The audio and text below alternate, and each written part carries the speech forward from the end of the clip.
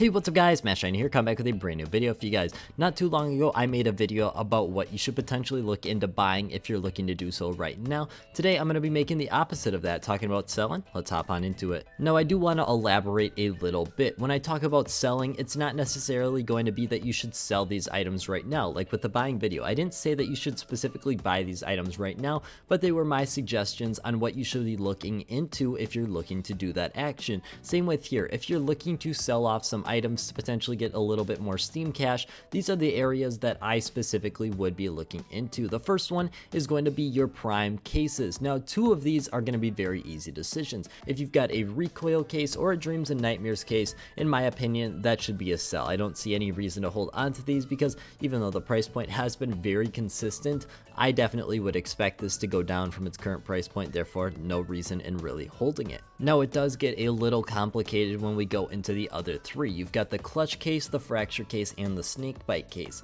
Now, it really comes down to what you believe is going to happen with the next update. If you believe we're going to see a source 2 update, an operation, or a new case, all of those are definitely most likely going to be the next 3 updates. One of those 3 is going to be the next update, so it's going to be very interesting to see which way you go with it. If you think there's an operation coming, like we've mentioned a significant amount of times, active duty cases go down in price during an operation, so there's definitely that potential there. If you think it's going to be a source 2 update or maybe even a new case, it might be a better idea to hold on to these rather than selling them off. Like I mentioned in the beginning, this is not me telling you to sell, it's to give you an opportunity to look at all of the things that most likely are probably the best things you could sell if you wanted to sell. In my opinion, it's definitely split here because you've got the 2 easy options, those should be surefire, and then you've got the 3 remaining options where it's definitely up to you and it's going to take a little bit more consideration to get to the point you want it to be at. The next thing I want to talk about is souvenir packages. Now, souvenir packages are something that my opinion has shifted a lot from.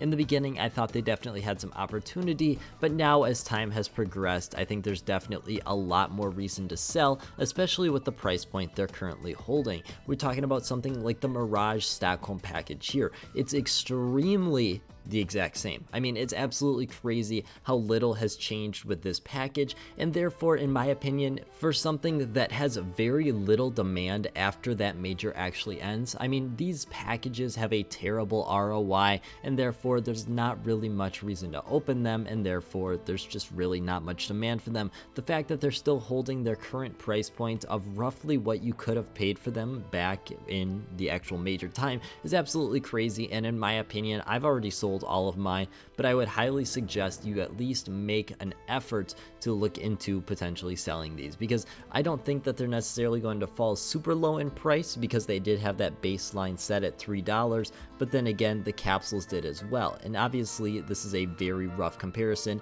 of capsules from Stockholm and Antwerp to packages of Stockholm and Antwerp, but I think the fact that one of them has suffered definitely leaves the opportunity for the other one to suffer, especially considering that souvenir packages just have the lowest ROI and super low demand because of it. And speaking of major capsules, that's the next thing I want to talk about, is if you should be selling off your major capsules. Now, for me personally, when I picked up Antwerp, I knew it wasn't going to be a quick flip like Stockholm, and I think that's just something that people always overlook, is that when something is very profitable, the next thing or the next exact opportunity that is available for that same exact item or a very similar item is going to be overinvested. And I think people overlook that with Antwerp. A lot of people expected a lot of quick profit like we saw with Stockholm, and that's just not the case. In my opinion, I think Antwerp is going to be profitable eventually, and that's the reason why I'm going to be holding on to these eventually. I'm going to sell them, but that's going to be years in advance. These stickers look extremely good, and even if they end up at a 25 or 30 cent price point, if that takes a couple years to get to, that's still a 20% profit from the 25 cent price point I bought them at. People really overestimate CSGO investing because they see the ROIs of maybe 100% return on your investment in just a year, and they start to kind of get rid of the old investments soon as they start to show signs of being a loser. For me personally, I don't plan to do that. I think Antwerp stickers definitely have a place in the future, but I think there's definitely going to be a long time before we see profitability. So with all that being said, personally, I'm not selling off my Antwerp or Stockholm capsules at this time, but I think think there's definitely an argument to be made for maybe some Stockholm capsules, but I wouldn't be selling off your Antwerp capsules at this moment because I do think you're going to have a better opportunity down the line, at least in my opinion. Next up, going back to our case discussion, now we're just going to be going overall older cases. Now this is very split because obviously you've got cases that are very expensive,